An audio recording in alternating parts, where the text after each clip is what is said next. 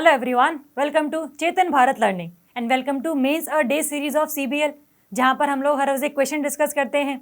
उसका अप्रोच क्या रहेगा, कंटेंट क्या रहेगा, स्ट्रक्चर कैसा रहेगा पूरे आंसर का, उसको हम डिस्कस करते हैं पूरे इलैबोरेशन के साथ। तो शुरू करेंगे आज के क्वेश्चन के साथ में। पहले क्वेश्चन पढ़ेंगे, उसके बाद देखेंगे कि इस क्वेश्चन की डिमांड क्या है और इसमें हमें क्या क्या लिखना है। क्वेश्चन है हमारा, centre for monitoring Indian economy shows that India's labour force participation rate has fallen to just 40%। अभी रिसेंटली डेटा आया है जिसमें ये बताया गया है CMIE की तरफ से कि जो इंडिया में लेबर फोर्स पार्टिसिपेशन रेट है वो 2016 में 47% थी और अब ये हो चुकी है अराउंड 40%। तो कहीं ना कहीं ये डिक्रीज हो रहा है। इसका मतलब इंडिया में जो एम्प्लॉयमेंट के लेवल्स हैं वो डिक्रीज हो रहे हैं। तो हम पहले देखेंगे कि बेसिकली इसका मतलब क्या है, वो हम लिखेंगे स्टार्टिंग में ही इंट्रोडक्शन में। In the light of this statement give reasons for this same. ऐसा हो क्यों रहा है, इंडिया में जो LFPR है वो डिक्रीज क्यों हो रहा है, वो हम लोगों को रीजंस देने हैं। एंड लास्ट में we also have to suggest some measures to deal with this situation, कि हम क्या चीज़ें कर सकते हैं जिसकी वजह से इंडिया में LFPR को हम दोबारा से इंक्रीज कर सकते हैं। स्ट्रक्चर हमारे आंसर का यही रहेगा कि पहले हम बताएंगे इंट्रोडक्शन में, अगर हम 3 पार्ट्स में इसको डिवाइड करें जैसे हम हमेशा करते हैं। इंट्रोडक्शन रहेगा हमारा, कंटेंट रहेगा जहाँ पर बॉडी में जो भी चीज़ें आएंगी वो हम लिखेंगे, एंड लास्ट में देयर वुड बी कंक्लूजन। अगर हम इंट्रोडक्शन की बात करें तो हम क्या लिखेंगे इसमें, जो क्वेश्चन की थीम है, theme is basically LFPR, labour force participation rate. तो हमारे को ये बताना ज़रूरी है कि what do we mean by the LFPR, what is the definition. तो आप पहले इसमें ये लिखेंगे कि जो LFPR है इट इज़ अ रेशो, जहाँ पर हम न्यूमरेटर में वो चीज़ लिखते हैं जितने भी लोग एम्प्लॉयड हैं और जितने लोग एम्प्लॉयमेंट को सीख कर रहे हैं, सीकिंग एम्प्लॉयमेंट, अभी अनएम्प्लॉयड है लेकिन काम की तलाश में ज़रूर हैं, divided by the working age population, जिसका क्राइटेरिया हमारा क्या है, around 15 to 59 years of age. तो ये जो हमारी रेशो आएगी that would be the LFPR। इसका मतलब अगर इंडिया में टोटल 100 लोग हैं जिनमें से जो कि वर्किंग एज पॉपुलेशन में लाया करते हैं, उसमें से जो 40 लोग हैं वो अभी एम्प्लॉयड हैं लेकिन जो 10 हैं अभी भी सिर्फ काम को ढूंढ रहे हैं, तो जो आपकी LFPR आएगी वो आएगी अराउंड 50%। और 50 लोग ऐसे हैं जो कि एम्प्लॉयमेंट को सीख ही नहीं कर रहे हैं, उनको मतलब ही नहीं है कि काम निकल रहे हैं, जॉब्स निकल रही हैं, रिक्रूटमेंट्स हो रही हैं सरकार की तरफ से या नहीं हो रही हैं, उनको फ़र्क नहीं पड़ता। तो इंडिया में अभी ये CMIE कहता है कि ऐसे जो लोग हैं वो सिर्फ और सिर्फ 40% रह गए हैं। इसका मतलब 100 में से सिर्फ 40 लोग इंडिया में ऐसे हैं जो कि या तो एम्प्लॉयड हैं या फिर वो एम्प्लॉयमेंट को सीख कर रहे हैं। बाकी जो 60% लोग हैं उन्होंने काम की तलाश करनी ही छोड़ दी है। तो ये मतलब है आपका LFPR का। इसको आप लिखेंगे डेफिनेशन को इन द इंट्रोडक्शन कि व्हाट इज़ LFPR। और अगर हम वैसे बात माने वर्ल्ड बैंक की भी, IMF की भी, तो वर्ल्ड बैंक ये कहता है कि जो इंडिया है वहाँ पर LFPR खास करके जो female labour force participation rate है दैट इज़ अराउंड जस्ट 25%। और अगर हम एवरेज तौर पर माने पूरे वर्ल्ड में तो वो एवरेज निकल कर आती है आपकी 47%, कि पूरे वर्ल्ड में एवरेज लेवल पर 100 में से 47 विमेन ऐसी हैं जो या तो काम कर रही हैं या काम की तलाश में हैं। इंडिया में वो जो रेट है वो दैट इज़ जस्ट 25%। तो जो डेटा है वो भी आप इसमें साथ में कोट कर सकते हो, अदरवाइज अगर आप सिर्फ डेफिनेशन भी लिख रहे हो तो वो भी काम चला देगी। That's the introduction. अब बात आती है कि ऐसा है क्यों, ऐसे क्या रीजंस हैं इंडिया में जिसकी वजह से जो LFPR है वो कम है। और यहाँ पर ये ओवरऑल की बात कर रहे हैं, सिर्फ female labour force participation rate की बात नहीं कर रहे हैं और सिर्फ मेल LFPR की बात नहीं कर रहे हैं। तो हमें रीजंस अगर बताने हैं तो वही हम लोग किसके बारे में बताएंगे, ओवरऑल के बारे में बताएंगे।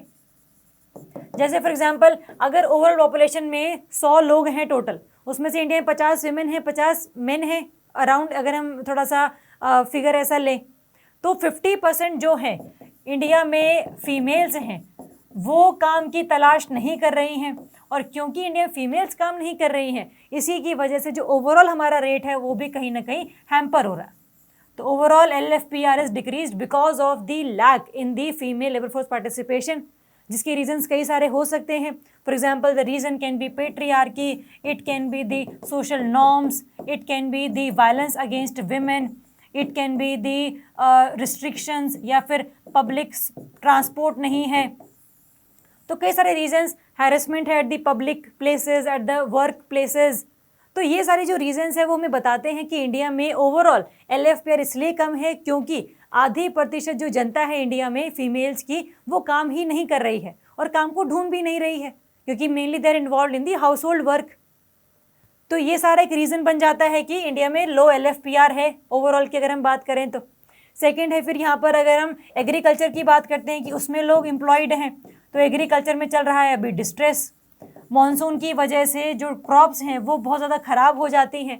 इरिगेशन की शॉर्ट जो फैसिलिटीज़ हैं वो अवेलेबल नहीं हैं किन्हीं एरियाज़ में। तो जो लोग हैं वो काफ़ी कम एम्प्लॉयड हैं इन दी एग्रीकल्चर सेक्टर, और साथ में मशीन्स भी अब आ गई हैं, ट्रैक्टर्स वगैरह आ गए हैं और इक्विपमेंट्स आ गए हैं। तो जो मैनुअल लेबर है इन दी एग्रीकल्चर वो भी कम हो गई है, इसीलिए जो लोग हैं अब इसमें इन्वॉल्व नहीं हैं और सिंपल वो अपने घरों में काम कर रहे हैं। तो एक तो ये चीज़। साथ में अगर हम देखते हैं इंडस्ट्रीज़ का हाल, इंडस्ट्रीज़ में भी बहुत ज़्यादा जो एक पैरिटी है वो मेंटेन नहीं है। कोई इंडस्ट्री है जो कि बहुत अच्छा कर रही है, कुछ इंडस्ट्रीज़ ऐसी हैं जो कि उस लेवल पर नहीं काम कर पा रही हैं। तो इंडिया में खास करके जो कोर लेवल की इंडस्ट्रीज़ हैं ना, वो तो और तरीके से भी काफ़ी ज़्यादा डिस्ट्रेस्ड हैं, जिसमें आपका coal, electricity, natural gas, cement, steel, ये वाली इंडस्ट्रीज़ आ जाती हैं। तो ड्यू टू मशीन के आने की वजह से भी जो मैनुअल लेबर है वो कम हो गया इन द इंडस्ट्रीज़, इसीलिए जो आपकी एम्प्लॉयमेंट अपॉर्चुनिटीज़ हैं वो कम हो गई हैं। तो distress in industrial sectors, investment कम है, जो प्रॉफिट है वो थोड़ा सा कम हो रहा है कम इंडस्ट्रीज़ को। दूसरा हम ये बोल सकते हैं कि जो हमारी पब्लिक है, जो हमारी पॉपुलेशन है वो थोड़ी सी लेस एजुकेटेड है। लेस एजुकेटेड होने की वजह से जो स्किल लेवल है यहाँ पर वो थोड़ा सा कम है। अगर हम एक रिपोर्ट की बात माने तो ओनली 11% इंजीनियर्स आर स्किल्ड। अगर 100 लोगों ने इंजीनियरिंग करी है तो सिर्फ 11 को ही पता है कि उसमें उन लोगों ने क्या किया है। तो ये भी एक डेटा है हमारे पास जो कि ऑफिशियल डेटा है। तो कहने का मकसद ये है कि एजुकेशन के कम होने की वजह से, स्किल लेवल के कम होने की वजह से इंडिया में जो एम्प्लॉयमेंट की अपॉर्चुनिटीज़ हैं वो ज़्यादा नहीं है। तो एक तो ये चीज़। तो यहाँ पर हम एजुकेशन का, स्किल का, पेट्रियार्की का, female labour force participation rate का, ये सब रीजंस हम लोग लिखेंगे जो ये बताते हैं हमें कि जो डेटा है वो सही कह रहा है। और ख़ास करके इसमें हम क्या बात कर सकते हैं, lack of employment opportunities because of corona, because of covid pandemic. तो काफ़ी सारी जो कंपनीज उन्होंने प्रॉफिट्स को बढ़ाने के लिए काफ़ी सारे लोगों की रिट्रेंचमेंट कर दी थी। तो ये सभी रीजंस हैं जहाँ पर हम बात कर रहे हैं कि टेम्पररी प्लस परमानेंट कुछ फैक्टर्स ऐसे हैं जो कि बहुत ज़्यादा रोल प्ले करते हैं इन इंडियाज़ लो LFPR। तो ये सब आप लोग लिखेंगे। अब बात आती है कि आप क्या चीज़ें कर सकते हैं to deal with the situation, ऐसा क्या आप कर सकते हैं। तो पहली बात तो जो चीज़ रीजंस हैं उनको ही हमें ठीक करना है। अगर इंडिया में एजुकेशन लेवल कम है तो आप एजुकेशन लेवल बढ़ा दीजिए। अगर इंडिया में स्किल डेवलपमेंट का लेवल कम है तो उसका बढ़ा दीजिए बाय सम वेरियस स्कीम्स। जहाँ पर हम बात कर सकते हैं प्रधानमंत्री कौशल विकास योजना को आप बढ़िया तरीके से इम्प्लीमेंट कीजिए, बढ़िया तरीके से आप उसको लोगों तक पहुँचाइए। एजुकेशन में आप डिफरेंट जो एडटेक कंपनीज़ हैं उनकी हेल्प लीजिए। खास करके जो डिसएडवांटेज ग्रुप ऑफ सेक्शंस हैं उनको आप थोड़ा सा एजुकेशन में आगे लेकर आइए, है ना। तो ये सारी चीज़ें जो कि आपको करनी चाहिए for improvement in education and skill of population. तो एक तो ये चीज़। साथ में अगर हम बात करते हैं कि और हम क्या कर सकते हैं, we have to promote the industries. और इंडस्ट्रीज़ में भी वो इंडस्ट्रीज़ मेनली जो कि हैं आपकी लेबर इंटेंसिव। कुछ इंडस्ट्रीज़ ऐसी होती हैं जहाँ पर मशीन्स का काफ़ी ज़्यादा काम होता है, कई इंडस्ट्रीज़ ऐसी होती हैं जहाँ पर लेबर का ज़्यादा काम होता है। फॉर एग्जांपल आपका टेक्सटाइल हो गया, आपका एपरल इंडस्ट्रीज़ हो गए, है ना। तो ये सारी इंडस्ट्रीज़ ऐसी हैं, फुटवेयर इंडस्ट्रीज़, लेदर इंडस्ट्रीज़, जहाँ पर लोग ज़्यादा अगर काम कर रहे हैं तो ऐसी इंडस्ट्रीज़ अगर और लगेंगी तो लोगों को और एम्प्लॉयमेंट मिलेगा।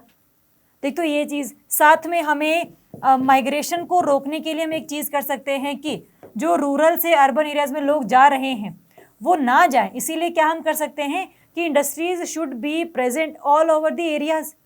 रूरल एरियाज़ में भी इंडस्ट्रीज़ होनी चाहिए, अर्बन एरियाज़ में भी इंडस्ट्रीज़ होनी चाहिए, ताकि लोगों को अपने घरों से छोड़कर जाना ना पड़े और अर्बन एरियाज़ पर जो एक बर्डन है वो क्रिएट ना हो, है ना। तो दोनों ही जो प्रॉब्लम हमारी सॉल्व हो जाती हैं बाय दिस कि इंडिया में हमें हर जगह पर जो इंडस्ट्रीज़ हैं उनको थोड़ा सा डिसेंट्रलाइज करना है।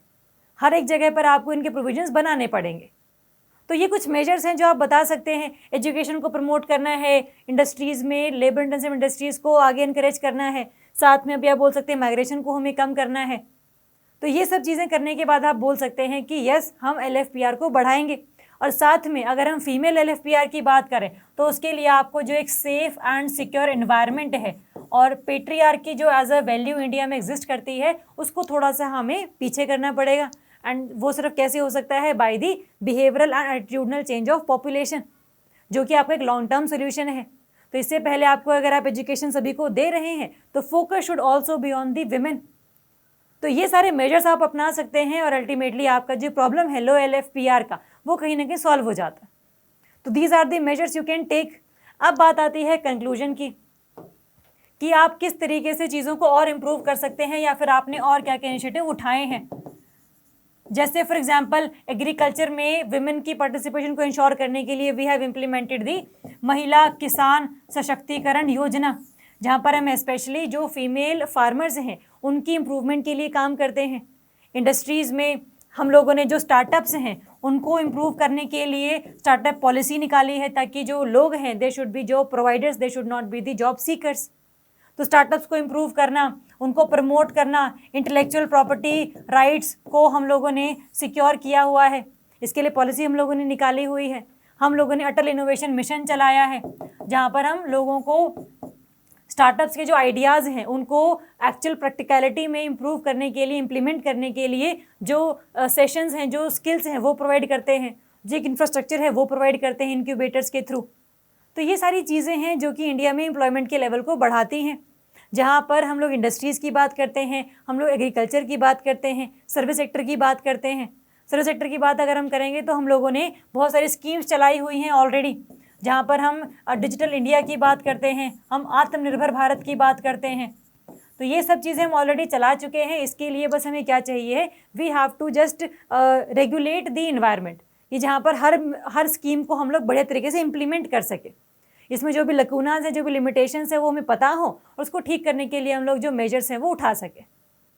तो इस तरीके से आप लिखेंगे इस क्वेश्चन को, जहाँ पर हम लोगों ने ये देखा कि व्हाट इज़ LFPR इंट्रोडक्शन, फिर हमने कंटेंट में देखा कि इसके रीजंस क्या हैं LFPR के कम होने के, लास्ट में सजेशंस हम लोगों ने दिए, और लास्ट में आप लिखेंगे कि हम ऑलरेडी क्या क्या कर चुके हैं और हम इसको और कैसे बेटर कर सकते हैं। तो इस तरीके से आप इस क्वेश्चन को लिखेंगे। बाकी अगर आपको इस क्वेश्चन में कोई भी डाउट है कि कोई भी पॉइंट क्यों नहीं आया है, या फिर हम ये लिख सकते हैं कि नहीं लिख सकते हैं, तो एक स्ट्रक्चर बेसिकली मैंने बताया है, पॉइंट्स एक्स्ट्रा भी आप लोग लिख सकते हैं, इसमें ऐसे कोई प्रॉब्लम नहीं है। बाकी अगर आपको कोई भी डाउट है, क्वेश्चन समझ में ही नहीं आया है, तो आप कमेंट कर सकते हो, आप कॉल कर सकते हैं, ना मैसेज भी कर सकते हैं। तो ये सब चीज़ें आपने लिखनी है, एक बार अटेम्प्ट करके देखना है, तभी इम्प्रूवमेंट आप में बेसिकली होगी। तो आप इसको लिखिए, इम्प्रूव कीजिए। Thank you so much.